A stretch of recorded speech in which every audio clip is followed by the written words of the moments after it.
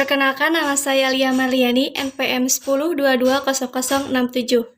Perkenalkan, nama saya Penti Marina dengan NPM 10220025. Perkenalkan, nama saya Siti Nurani dengan NPM 10220022. Perkenalkan, nama saya Srinita Agustina, NPM 10220007. Definisi rasio keuangan. Rasio keuangan adalah salah satu metode analisa keuangan yang digunakan sebagai indikator penilaian perkembangan perusahaan dengan mengambil data dari laporan keuangan selama periode akuntansi. Rasio likuiditas adalah suatu rasio yang mengukur suatu perusahaan dalam jangka pendek dengan melihat aktiva lancar perusahaan terhadap utang lancarnya. Rasio profitabilitas. Jenis rasio keuangan ini digunakan untuk mengukur dan melihat kemampuan perusahaan dalam menghasilkan sebuah keuntungan bagi perusahaan. Rasio survivabilitas. Rasio ini dikenal dengan sebutan leverage ratio. Rasio ini adalah suatu rasio yang digunakan dalam rangka menilai kemampuan sebuah perusahaan atas pelunasan utang dan seluruh kewajibannya dengan menggunakan jaminan modal atau aktiva.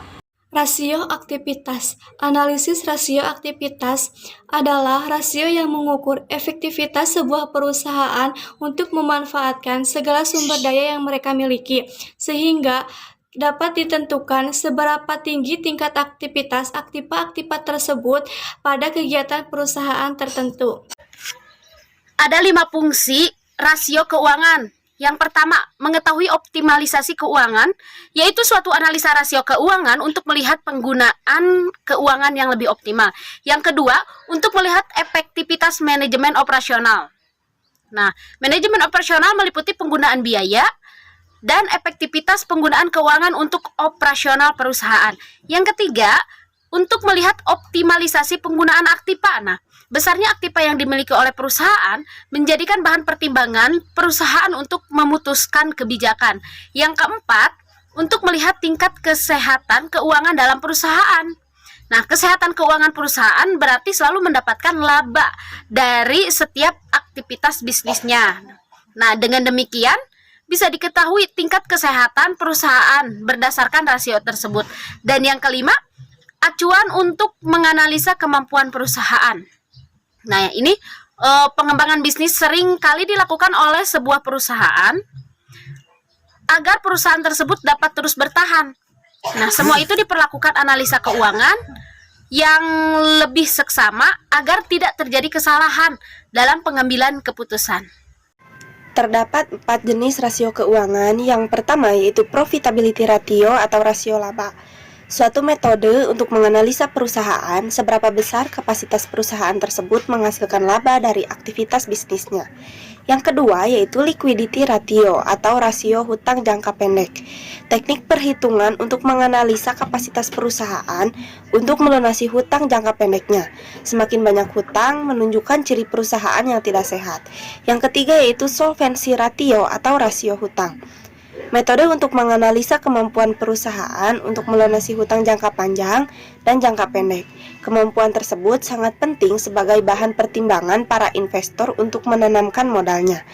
Yang keempat yaitu activity ratio atau rasio aktivitas.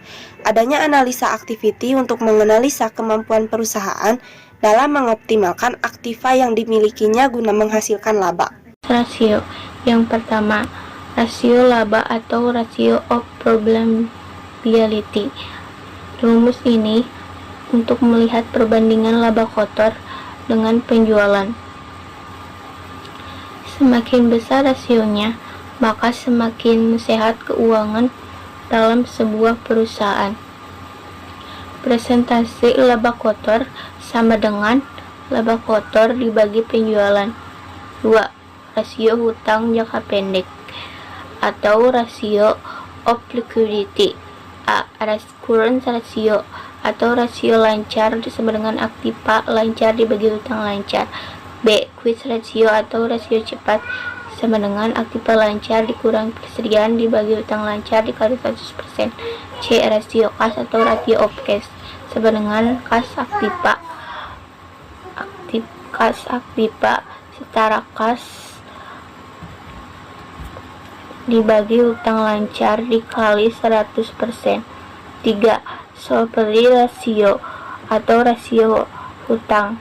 Rumus ini untuk melihat kemampuan perusahaan melunasi semua hutangnya. Dengan dua metode pendekatan yaitu A. Rasio hutang melalui pendekatan aktiva sama dengan total hutang dibagi aktiva dikali 100%. B. Rasio hutang melalui pendekatan modal equity. 4. Activity ratio atau rasio aktivitas. A. Rumus rasio dengan perputaran piutang sama dengan total piutang dibagi rata-rata piutang. B. Rumus rasio dengan pendekatan perputaran aktiva tetap sama dengan penjualan dibagi aktiva tetap. C. Rumus rasio dengan metode persediaan sama dengan harga pokok penjualan dibagi persediaan. D. Rumus rasio dengan metode perputaran total aktiva sama dengan penjualan dibagi total aktiva. Sekian presentasi yang dapat disampaikan. Wassalamualaikum warahmatullahi wabarakatuh.